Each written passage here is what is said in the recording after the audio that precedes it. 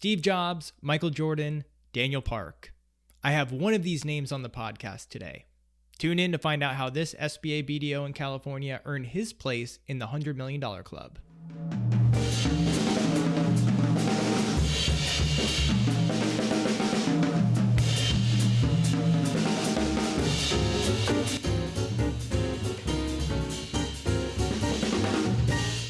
I usually ask this question to all of my guests, which is, how did you get into SBA lending? How did I get into it? How did you fall into it? Did you always wanted to be an SBA lender when you grew up? No, I went to school for electric engineering. Yeah, I went to UC Riverside, and that was my major. What happened was that I think my senior year in high school, I just bombed all these calculus, right? And engineering is all math. So they sent me a letter from the School of Engineering saying, look, your math grades aren't very good. You're out. So basically I wanted to study for business economics. So nothing with the SBA. Somehow, just through college, started doing sales basically, right? I was selling cell phones. Yeah, I was at a Walmart selling cell phones at a kiosk. Yeah, that was like one of my very first jobs. Yeah. I knew you looked familiar. Yeah, so that's what I was doing back then, And then somehow I got into, they're not around anymore. It was Northwest Financial, which is now they bought Wells Fargo, right? Yes. So I was doing like little consumer loans, high interest rate loans. Then I got into like equipment leasing. That's how I kind of picked up my inside sales. A lot of telemarketing. That's all I've been doing, smiling and dialing like literally 8 hours a day for 5 years. So that's kind of when I, developed my cold calling skills, right? Telemarketing. Interesting.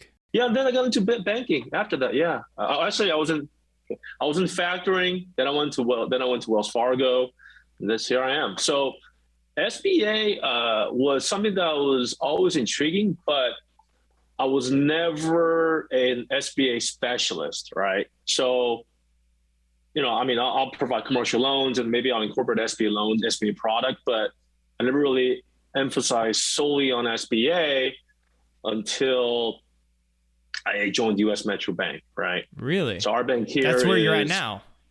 Yeah, I'm here now. So this is your first time being an SBA specialist, and to crushing it would be an understatement. I'm doing okay. Yeah, I also do, non-SBA loans as well, but it seems like over the last 5 years, I've been leaning more towards SBA because it's just such a great product, so that's what I've been doing. Yeah, a lot of SBA. I would say about 85% of my deals, at least for this year, has been SBA. So you kind of just fell into it. You found your way into it like most people, but I didn't know about that that cold calling, and that's interesting to me because I started builds character, man. Yeah, it really does, and there's no shortcut. The only way to get good at it is to fall on your face time and time again. Yes, sir. Yes, sir. A lot of hang-ups, a lot of F-bombs being yelled at you. Oh yeah, man. I remember those days. Yeah, but that's how I got here. And at some point it just shifts, that starts to pick up momentum, and then the people are calling you, and at some point you really don't have to. Do you do it anymore? Any of that? Fortunately not anymore, because I've got a pretty good foundation of base of, contacts that I deal with. So it's not a repeat business, right?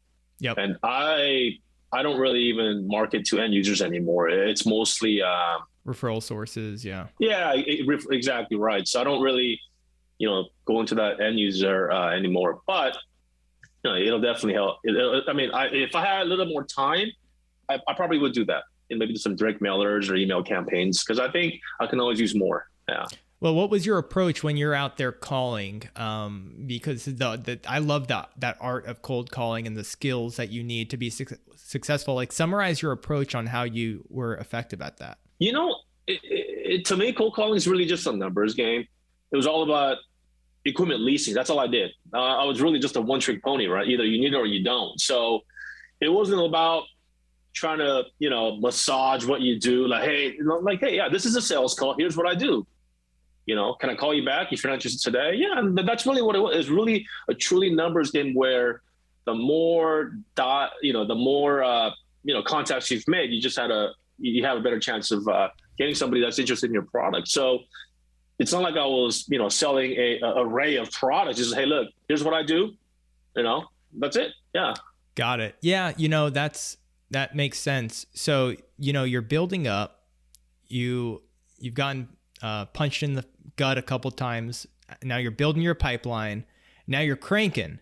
And now all of a sudden, March 2020 hits. What was that like for you?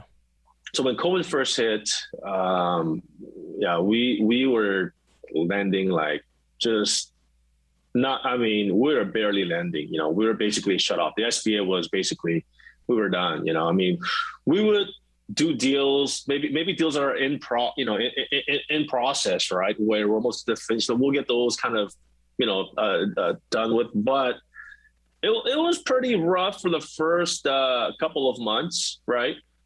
I would say maybe like May, June, it was, it was pretty slow. I was very fortunate to even be employed, right? Because we did lay off some people as well. And a lot of us took a haircut on their pay as well, which is understandable. Oh, yeah. But, and then when all the stimulus package was introduced, I think that was later that year, right? And into this year. You bounced back? Oh, yeah, man. Let's put it this way. I feel like this was almost like a non-recurring year. You know what I mean? I'm very fortunate, blessed. This was by far my best year in my career. Yeah, I think I'm a little over 100 now. Yeah. Over $100 million of production just for you. You originated all that. See, when you get to that level, and you have to be at a pretty sound level to even get that. So I don't want to give all the credit to this year, because last year you probably had a great year too, but this year, you're right. It's a crazy year. So that's like a number where, it's like the 0.1 of 1% of BDOs. No, it's I don't know about all that, man.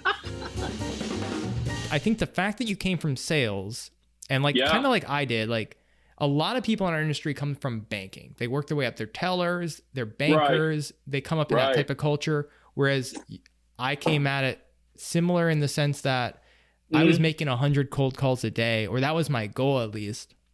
Oh, okay. So you were doing that inside sales then? Yes, for SBA 504. But my goal every day was, and I was calling CRE brokers. Oh, okay. And I was calling a lot in your backyard, actually, because I was in a national SBA group, and we had Lee and Associates connections, and they were really concentrated over there. And I would just call, and I was 22, and I didn't know. I don't even think I even closed a loan when I made my first call, So it was brutal. But that's what, like you said, that's what builds character. Oh, yeah, man. Yeah, it definitely. I agree. You got to walk me through what this looks like. If you're doing that, I know what I'm doing, and it's half of what you're doing, and I know what my days look like, and it's brutal. So how do you even what is a day? What does a week look like for someone who's closing 1, 2, 3, 4 loans a week sometimes, right? It's so unpredictable because I just don't know what happens on any given day. However, what I try to do every morning is I write down a list of things I want to do for that day, right? And write them down. And as I do these, I actually cross them out.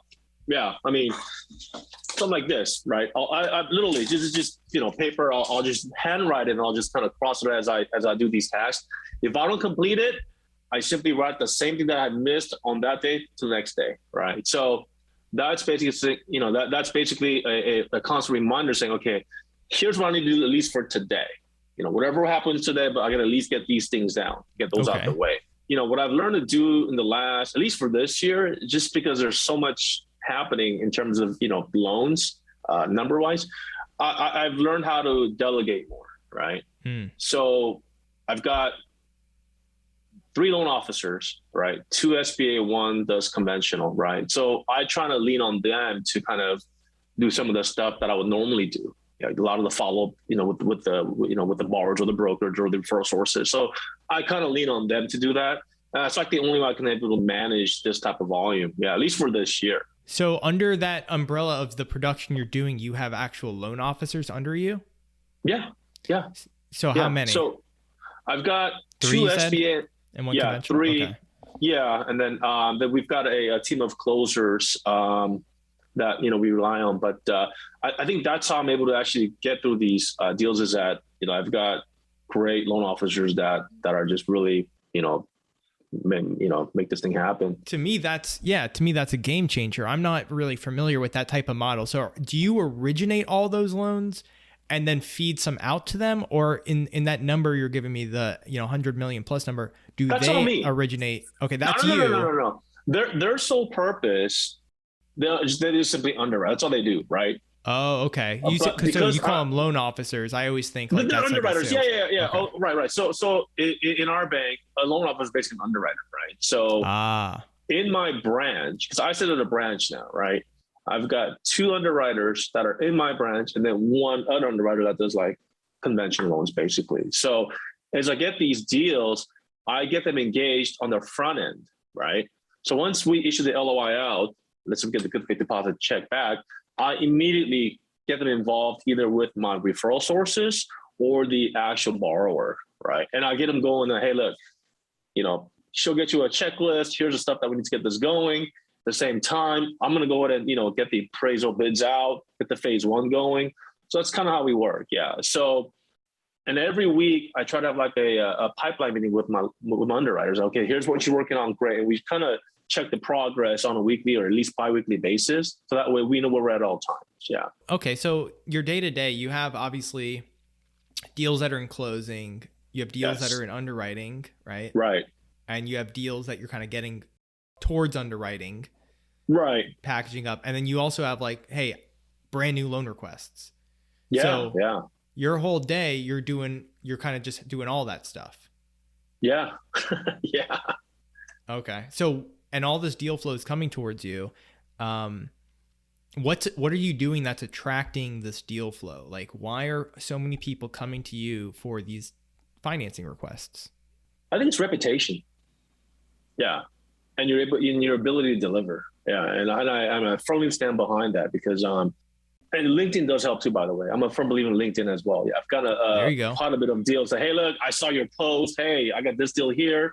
Because I think once the proof is in the pudding, like people just want to work with you because you're able to deliver. And I think that's the key. Another thing is your credibility with your credit administration and the loan committee. See, that right there is a key element, man. I mean, when I first started here, I had to earn that. You know what I mean? It wasn't given to me, right? Right. When I first started, I had to run the deal by my chief lending officer to have him look at the deal, have them issue the LOI, right? And that can be a 2-3 day turn time. But now I'm able to do it on my own, because I kind of pre-screen the deal. I pre-underwrite it and I say, this is going to happen. And then we just move forward. And the support that I get from the upper management and just everyone that's involved is what really is driving this thing, towards that today. You know what I mean?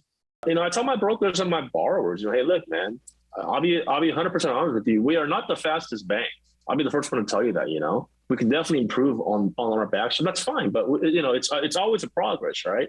I tell my guys, like, hey, look, man, we're just like Southwest, we're never on time, but we'll get you there. You know what I mean? That's what it is. Yeah. So, but they understand that. And that's the expression that I said up front, right? Hey, if it's like a 45, 60 day close, it might be a little tough, but, we'll try to get you there, right? Yeah. Oh, hey, whatever you're doing, it's working. And you just actually brushed on something super important that I want to say, because the LinkedIn stuff, we talk about it all the time.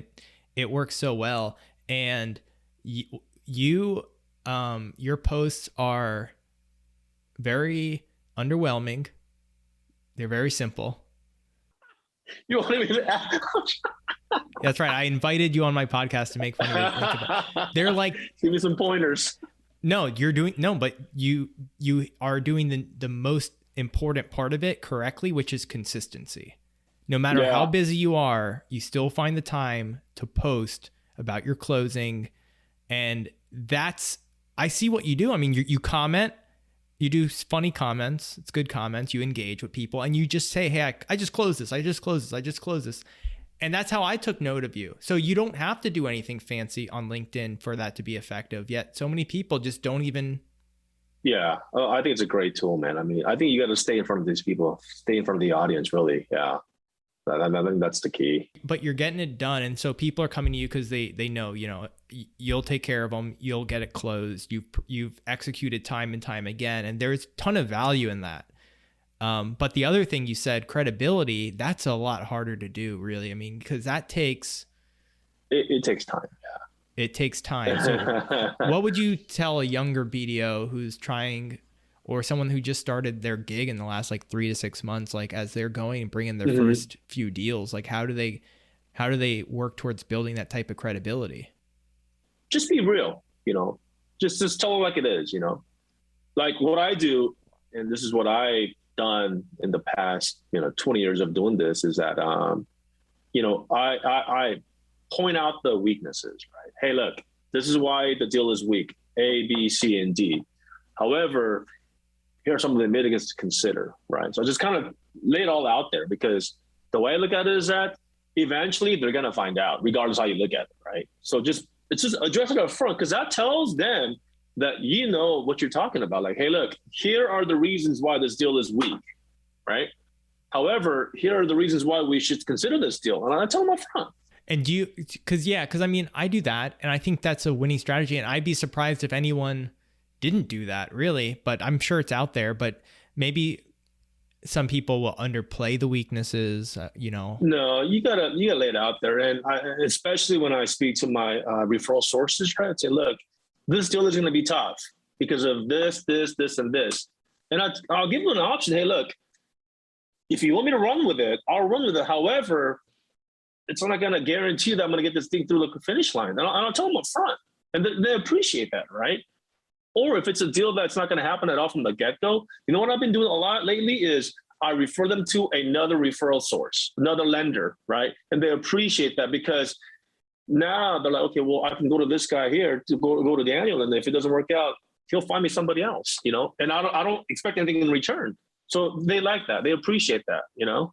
Yeah, you're not, some lenders they don't want to share the love sometimes, you know, they don't want to put their own relationships in jeopardy. Exactly, because at the end of the day, you got to do what's best for the clients, right? Yeah, it's fun to make money, but at the same time, you've got a borrower in the other side of the spectrum that needs this funding. So why would you hold that back, right? And it comes back, you know, it's good karma. Oh yeah, man. And yeah, so, you know, it's so obvious to me, a lot of the stuff you're doing, but it's so good to hear it, because it kind of reaffirms stuff you're doing right that you should double down on. I mean, like, we're salespeople by nature, so a lot of us have the tendency to sell and say, no, I can get this done because I want to take it off the street. You know, I know a lot of people that do that, but it's like, no, put it back on them. That's what you're saying, right? Like, hey, this deal has its challenges. I can run with it, but I can't guarantee anything. If you have a better option, let me know. But like, yeah, here's exactly right.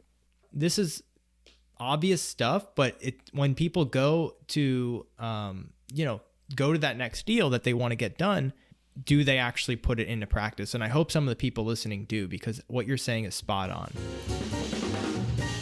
When you're looking at deals, a lot of these deals, for you to do 100 deals a year or whatever it is, a lot of these deals that you get across your desk have to fit. Like, you can't, a lot of BDOs I know, they have to look through 10 deals to find one that kind of fits the box, but you'd be looking at 1 million deals a year. I mean, do you focus on making sure you're seeing the right deal flow, or actually are you having to actually dig through all that stuff that doesn't fit?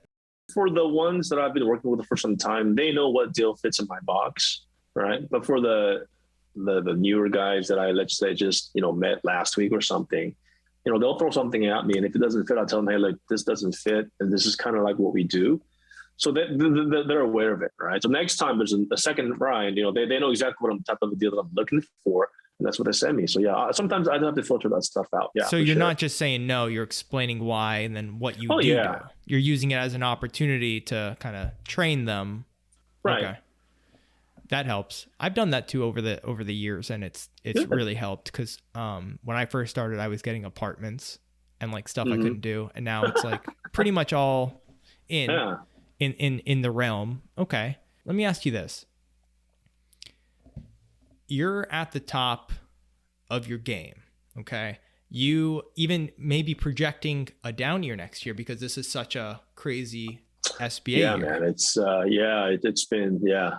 So how do you stay motivated? Because the climb is what I like. I like the climb, and that motivates me. And I'm just like, hey, when I did 6 million, I was like, I think I want to get to 10. And when I get to 10, I'm gonna be golden. And then when I got to 10, it was 15. And it's like 15. Oh, baby, yeah, let me just do 15. But that wasn't enough. You get to 25, you get to 50. It's never for me enough. But like now, if I do 50 million this year, for me, it's like I'm not. I don't even want to do more than that. But like, how do you stay motivated when you've already hit the top? You just got to stay hungry because, I mean, this is what I do. This is my passion, right? So yeah, I mean, I might not get to 100 million next year, but you better believe I'm gonna, try my best to try to, match what I did this year, right? And that's kind of like the mindset you just have to have. I mean, you just gotta stay hungry, I mean, And do you plan on hiring any more BDOs under you or anything like that? I don't have any videos under me, believe it or not. Yeah, I mean, You don't plan on hiring any or doing anything like that or no, getting into management or anything? no, yeah, I don't think so. Not now, man. I'm having too much fun. You know what I mean? Yeah. It's smart. This is why the BDO job is the best job in the world. I mean, you've got the flexibility, they pay you, and you kind of get to act like an entrepreneur, Yeah. but with kind of the support of a bank. Oh yeah. Yeah. You're running your own business, what you're doing, really. Yeah. Right. Yeah. You run it like I your look at it that business. way.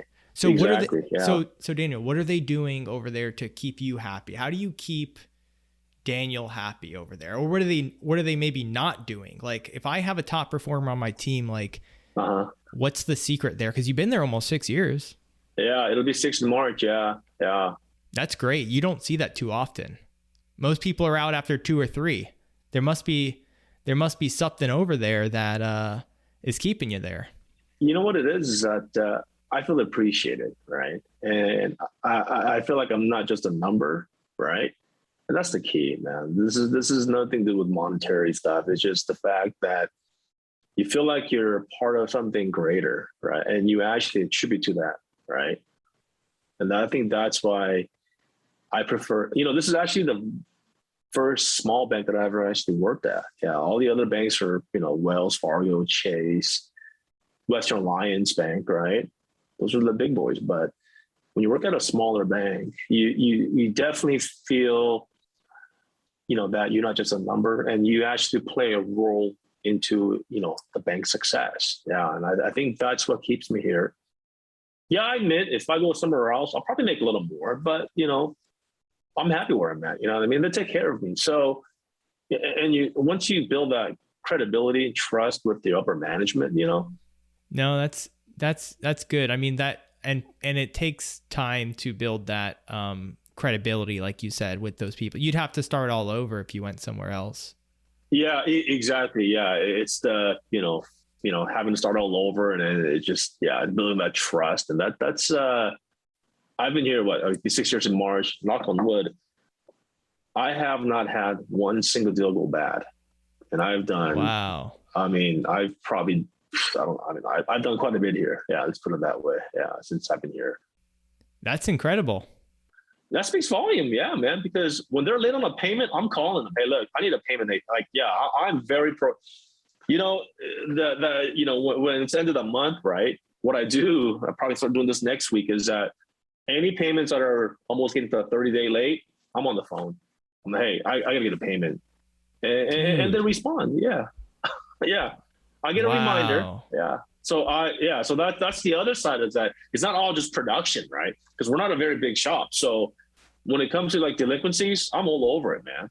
Yeah, I don't keep track of any of that stuff. I can't see it in the system. That's insane. That's awesome. It's awesome, but it's time consuming. You know what I mean? Basically, you're playing a collector, right? That's what you're doing. But it's almost like with this bank, once you bring the deal in, you got to own it for the rest of it. As long as the deal is here, because it's paid off, or or whatever the case may be. But once the deal is in our system, you own that deal. That's more of the banking type of mentality versus kind of like where I'm at, where it's more like BDO, like literally just want you to bring in Right. deals and get them closed, and you're on to the next Right. one. But Which, it's working. yeah, I mean, yeah, absolutely. There were some really key things in here that I'm really glad you shared. And I have to ask you more about this later, about these loan officers you have under you doing all your work. That sounds nice. They're the true heroes, man. I'm just a front man. You know what I mean? They grind. I mean, these guys are here, 8+ hours. I mean, they're here. Actually, they're here, they're here even after I leave. And I leave here about at 5:30, right? They're still here grinding, just, putting this thing together. So I appreciate them quite a bit. They've got, of course, the loan committee, credit upper management, credit admin. They're doing their thing to make sure that they're supporting me. So it's definitely a team effort. It's not just myself. You're just a figurehead. I'm just a guy in the front, trying to get deals. But really, it's the back shop that does all the dirty work, man. It's a good point. It's a team. It takes a village to get these to the finish line, and absolutely, that's a whole other aspect of it. Well, good, man. Well, hey, you're the real deal, and I really appreciate you coming on and sharing your insights. It's really good to hear from your perspective what has made you successful, and I wish you continued success as you go forward. Likewise, man. You're doing pretty darn well yourself. So Thank you. All right, cool. Yeah. Well, I'll catch you later, man. I'll see you later. That sounds good. All right. Appreciate it. Talk to you. All right. Bye. All right. That's it for this week. Don't forget to subscribe to the podcast so you never miss an episode of The Art of SBA Lending. And if you have any feedback or suggestions, email me at ray@artofsba.com. Until next time, ta-ta.